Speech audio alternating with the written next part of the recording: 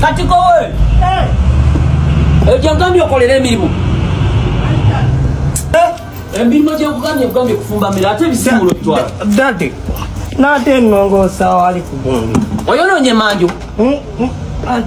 Oyonoonye manju. Toilet problem. Otandise okweyogeza oluzungu naye ndowooza effujjo lino kerikuze yaba nange nkukolere ki. Aha! Mungu anyambye nzijukidde. Ku Mande ku Legit balina interview. Mande eno nga 3. Ekiti ezaba security ekirungi no ne height ye mala ogenda okolebwa security mu kata okola interview no jita ate ya Mande wegana nkutwale ku eza Hemaya nga 7 eze kirungi kyezirina njagala we okuuma empisa olunaku olwo kuba ne ba delegates bagenda kujja nga 7:11 ezo njagala obeetimbe mu maaso ondaba bwendi bwenti kati katugeze bano ba delegates tunula bwoti tunula wana. I see.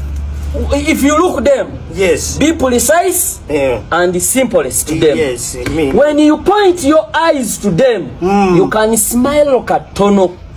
Nga 7 ogende ewe okola interview za Hemaya ate kirungi gwobuwanvu bwo bumala.